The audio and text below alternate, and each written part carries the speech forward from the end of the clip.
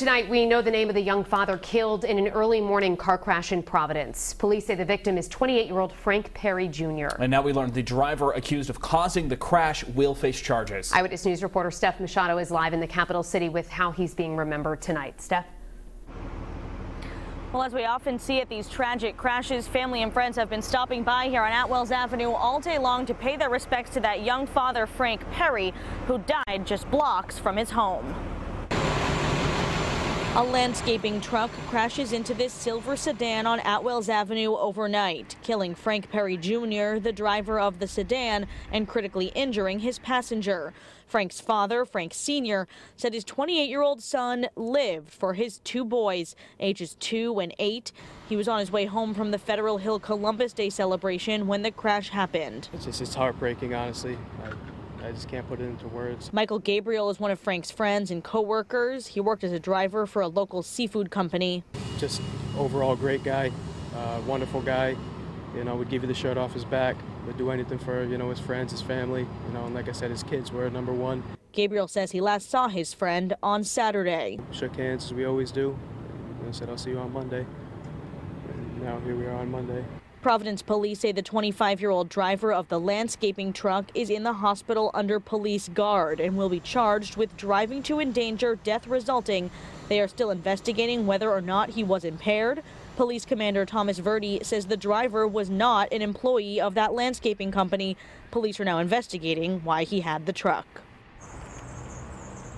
And I called that company Best Never Rest Landscaping. The person who picked up the phone says he was not allowed to talk to me and hung up. Police have not yet identified that driver, who again they say will be charged. Live in Providence, I'm Steph Machado, Eyewitness News.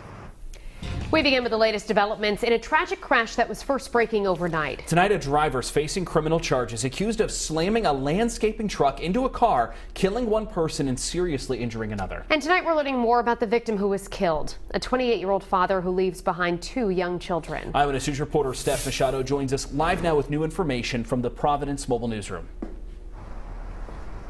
Well, friends and family of Frank Perry have started to gather here on Atwells Avenue near the spot where he was killed to remember him. Frank Perry's father tells me he was on his way back from a Columbus Day celebration on Federal Hill when he was killed just blocks from making it home. 28-year-old Frank Perry Jr. being remembered tonight as a good father and friend. His own father, Frank Sr., says he lived for his 2 sons, ages 2 and 8. Police say Perry was driving this silver sedan on Atwells Avenue when he was T-boned by a landscaping truck overnight. It's unclear where the truck was coming from or exactly how it happened. A third car was also damaged. Police say the driver of the landscaping truck was not an employee of the company. They are investigating why he had the truck. That 25-year-old driver is in the hospital under police guard and will be charged with driving to endanger death resulting. It's heartbreaking, honestly. Michael Gabriel, one of many friends who stopped by the scene to pay his respects to Frank Perry. No matter what, he was always there, you know, with a smile on his face. The two worked together at a local seafood company where Perry drove the delivery truck. Gabriel says he just saw him on Saturday. Shook hands as we always do. And I said, I'll see you on Monday.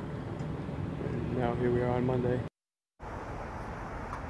And police are still investigating the crash. Again, they have not named that 25-year-old driver of the landscaping truck, but he is going to be charged.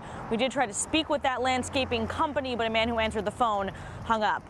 Live in Providence, I'm Steph Machado, Eyewitness News.